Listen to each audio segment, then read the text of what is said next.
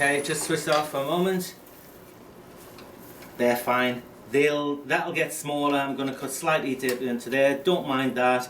That's okay. They're actually quite balanced, those bark inclusions. Pardon me, part of the piece. See that spiral there? That's the heel of the tool kicking and doing that as it's going to cut. Not concerned as I'm hollowing out. However, you don't want that in the final cut. Some of it is because of the tool overhang. I've got a little tool overhang there. The bevel may be just a little bit too big for that curve. A knot or something like that could start off a harmonic. It is possible to get cleaner cut. I'll show you that in a minute. So my main concern now is that curve and how deep it goes. I've got to remember I'm in a recess which is about 3/16, a quarter of an inch deep at the very most. You have to make sure that this curve does not go too deep and you cut through your recess at the bottom and have a hole. Okay, that would you'd be really fed up if that happened. Okay, so let's just take our time. That curve's going to be fine at the moment.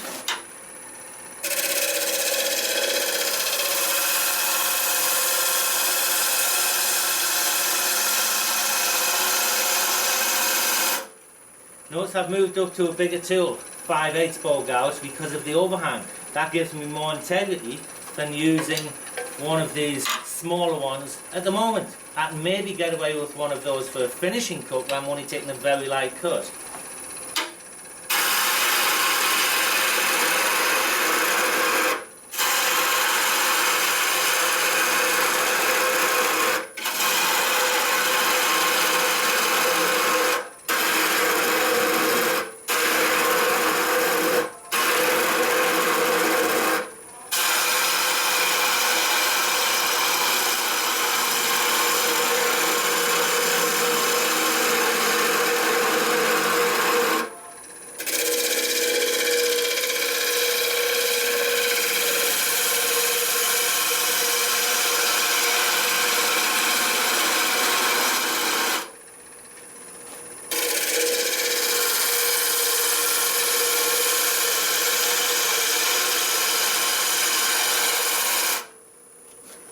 Again, just going to stop that.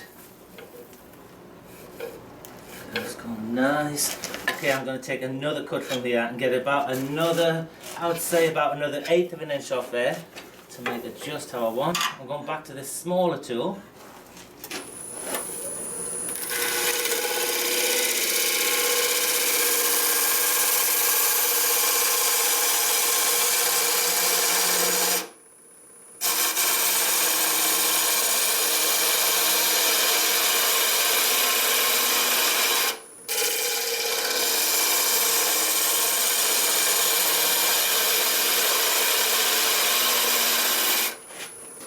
Stop that.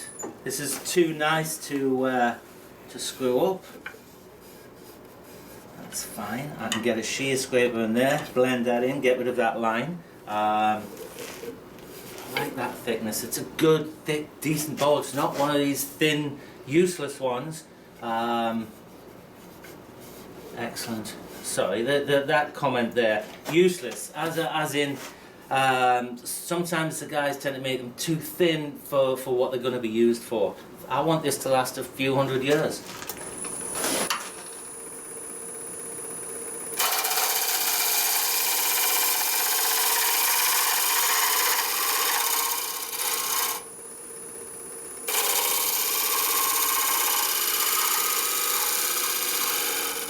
Shear scraper just blends that in nicely.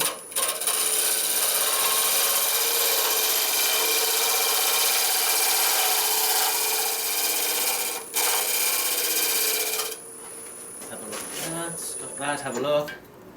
Again, got rid of any tooling lines, although they would stand out. But if you can remove them, why not? That's fine. Right, basically, just going to move this tool rest in a fraction and do the last finishing cuts across the bottom. Get rid of that nubbin first. Let's go this way.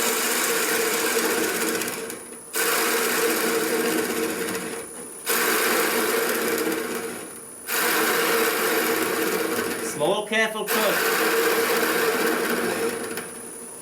Remember, that's running slow. If you take too big a cut, it can actually catch on there and again can flick the piece out. The tool should slow down and stop right on the middle. If you go, make a cut and burst through, there's far too much pressure. Your tool could hit the other side of the bowl, catch, flick around, drop onto the tool rest. And that happens in a split second. So, smaller cuts, don't be in a hurry. And the tool should stop right there.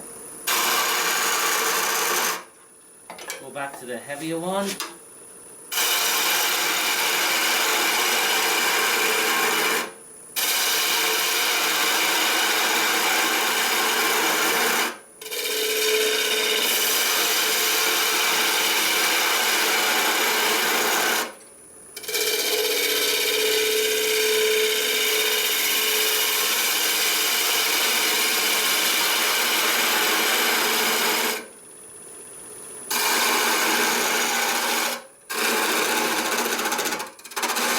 Cut was kicking, it was too quick for the speed of the bowl. That's better, slower feed.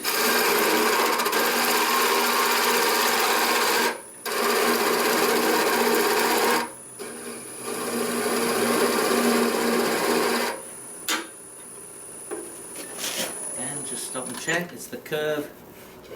Yeah, I can take, it's just ever so slightly going up. Crowning slightly in the middle from there to there. I'm going to take another cut from this section and I can blend it straight in. Actually, see if I can get the speed a little faster now.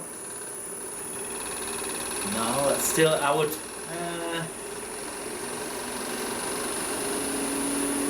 okay, that's okay, that's 1500. All the guts are out a bit. I'm working towards the middle.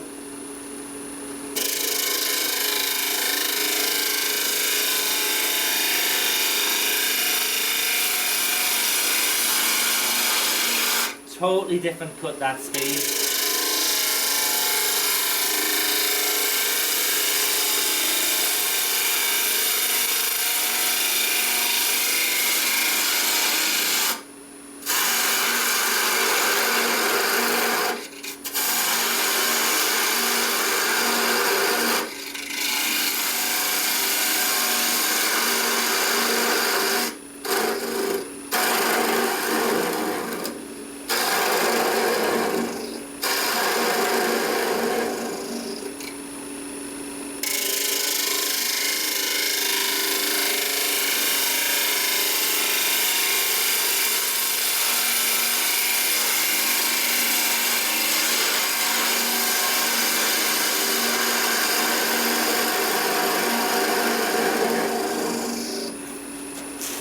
Stop that.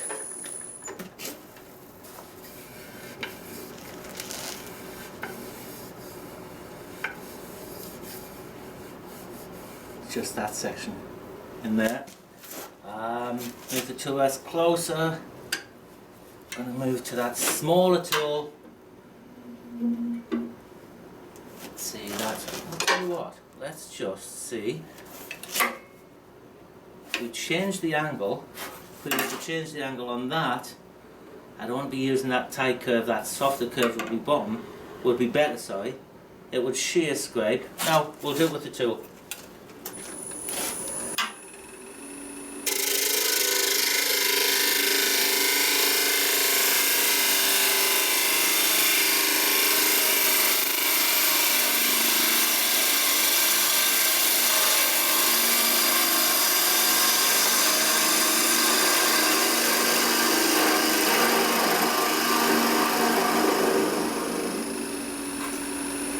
I can see straight away it's a better cut, better surface. A little bit of a deal here, that would sand out. Little bit of a deal there, that'll sand out. A 180, a 120 would take that out straight away. So, just move that out of the way.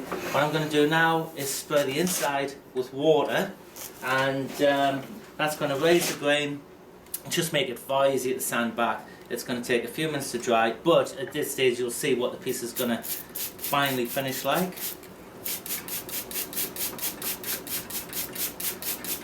There. That is a really, really amazingly pretty piece of wood. Absolutely gorgeous. Okay, so I'm gonna let that dry. The grain will stick up. It'll dry in that position. The grain will, is if you feel it, it'll feel as rough as a badger's ass. And so the grain will stick up, and then all you have to do is just sand that. And I normally wet the surface as well before I do the final sand. Again, just raise the grain slightly, give it that final sand, and we'll put the finish on, same finish as we did on the outside. Now I'm going to use the coal jaws, turn it around, and I'm going to show you how I rework the foot and finish the foot off, and it's totally finished all the way around. I'm really happy with that. That's a really pretty piece of wood. I'm glad I got round to turning it. Beautiful. Okay, join me in a few minutes.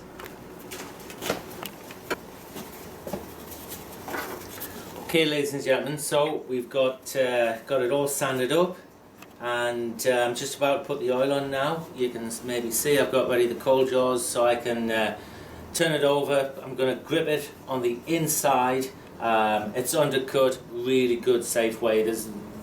You'd have to do something ridiculous to pull it out. And then again, we're not turning the piece, we're just refining the foot. So again, I like the Danish oil. Put it on in a circular fashion. I'll tell you what, just one moment, that's not quite got the light. Just walk right in front of the camera. Oops, that's not the light, that was the extraction. Can you hear me bullshitting here? Yes you can, trying to fill in. And I think it's called ghosting in the thespian world. Hi, I'm back. Can you cut that out? So that's better, got some light on that now. Say just rub that in a circular fashion, get it down into the pores. What I did do, sorry, before I did this, was to blow out all the dust out of the pores. You don't want to put oil on top of that because it looks caked. It looks caked in the oil and the dust mix, and it just really doesn't look very good at all. So again, look at that. The grain in this piece is, now I know why I kept it. It's beautiful. A nice surprise. I told you earlier, totally forgot about this piece of wood and found it in the garden shed under a load of other old stuff. There we go. Now what I will do is use a toothbrush to get down into there, or a little brush, get the oil right down into there. I don't like to see dry dust in there, white dry dust. It doesn't look very good, it looks unfinished. And again, in those areas, get the oil right in there. It's absolutely gorgeous. I can refinish the back when I flip it around. So that's what we have up to now. That will be given several coats to build up that patina and show off the grain in the wood. Absolutely stunning. Wow. Okay, I'm going to flip it around. We'll come back when I'm set up and I'll show you how to finish off the foot. Okay, see you in a minute.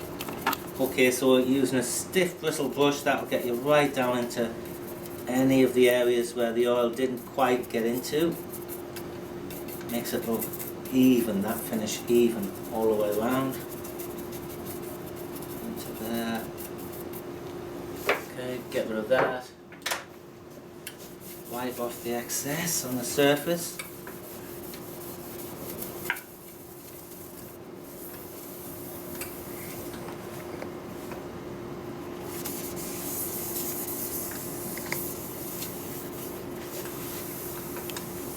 Gorgeous. Right, so yes, come back to this in a minute. I thought I'd do it now. It's done. Turn it around. See you in a minute. It's turned around. It's in the coal jaws. I've got the speed down. I'm going to turn it up just enough to do what I needed to do. The coal jaws, great way of holding something. Don't turn anything on it. They're not going to hold it well enough. But for doing small detail work like this, you should be absolutely fine. So there is a speed limit on these, actually, on these jaws, and I'll tell you exactly what it is. it recommends no faster than 1000 RPM. So what have we got here? 800, 600, 7, 800 will be absolutely fine for what we're doing. So, spindle gouge, I grind the wings back, so if I'm rolling beads, this part of the wing won't catch. I'm only ever cutting with the tip of the tool, and when you roll your bead, the wing doesn't catch. So, I'm going to do basically the same thing here. Pick the cut up.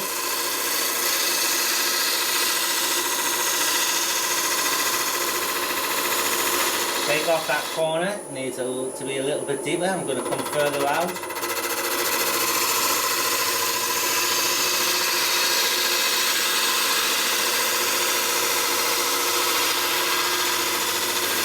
Going to cut into the foot slightly, and then a nice little slice down here,